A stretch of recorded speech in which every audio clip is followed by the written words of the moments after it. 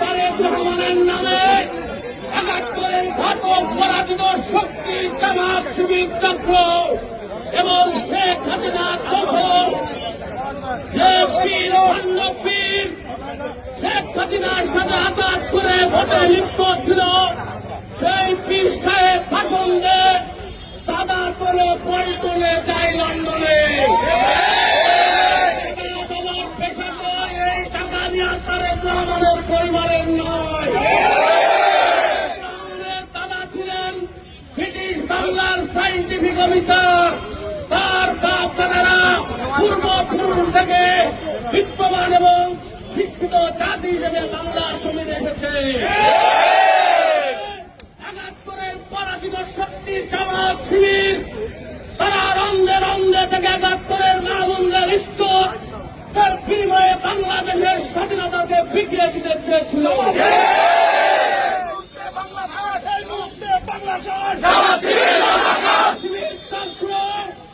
আমরা চিন্তা করেছিলাম মানুষ হয়তো ইসলামী দল ভালো হয়ে যাবে। ৭১-এর সেই চেতনা পাক আর্মিতে আমাদের মা বোনদের ৩ লক্ষ মা বোনের ইজ্জতের বিনিময়ে বাংলাদেশ তার তৎকালীন সময়ে এই জামাত শিবিরের রাজাকাররা তাদেরকে সাপ্লাই দিয়েছিল।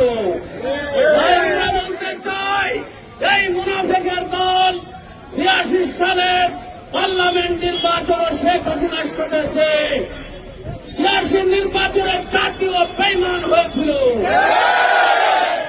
পাঠানো নির্বাচনে অংশ নিয়েছিল। জামাত শিবির রাজাকার চক্র ৯১ সালে বিএনপির সাথে আসে এবং ৯৪-৯৫ সালে আওয়ামী লীগের সাথে যে অসহযোগ দিয়ে বাংলাদেশ থেকে বিএনপিকে তাড়ানোর জন্য সুযোগ দেয়।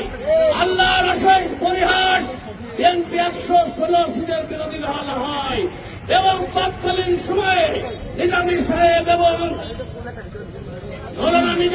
মৌলানা মুজাহিদ মৌলানা দেলার হোসেন সাহেবের মতো আলেম থাকা সত্ত্বেও ৩টে সিটে সেদিন তারা বিজয় লাভ করে। আমাদের সাথে ২০০১ সালে নির্বাচন করে তখন আমরা চাঁদাবাজ লুটেরা ছিলাম না, এখন ক্ষমতায় আসতে চাই, তাই তারা বেহেশতের টিকিট বিক্রি করছে। মুসলমান হিসাবে ইমান আকিদা ইসলাম থাকলে মুসলমান হিসাবে জান্নাতে যাওয়া যাবে, কিন্তু জামাত শিবির করলে জান্নাতে যাওয়া যাবে এরকম কোন কোরআন হাদিসের আলোকে নাই। বলতে চাই গতকালকে লড়াইলের এক নেতা কালিয়াই বলেছে, আমরা কিন্তু যদি আমাদের আঘাত করা হয় আমরা কিন্তু বসে থাকবো না। নেতৃবৃন্দকে বলতে চাই ওরা অসৎ উদ্দেশ্য নিয়ে মাঠে নেমেছে। আমার নেতা তারেক রহমানের নির্দেশনায় কোন ধরনের ভাঙচুর কোন সংঘাতপূর্ণ কাজের সাথে জড়িত হব না।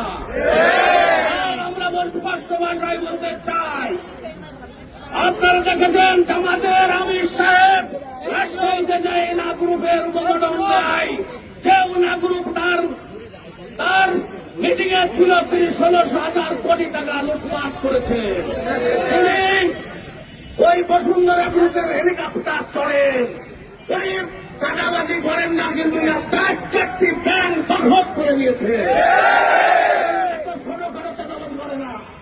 আর হত্যাকাণ্ড নিয়ে আজকে যে পুরোনো পুষ্টিপূর্ণ কথা সত্য কথা বলেছে জিয়াউর রহমানের, আমরা সোহাগকে যেভাবে হত্যা করা হয়েছে আমরা তীব্র নিন্দা জ্ঞাপন করছি এবং দোষীদের শাস্তি দাবি করছি।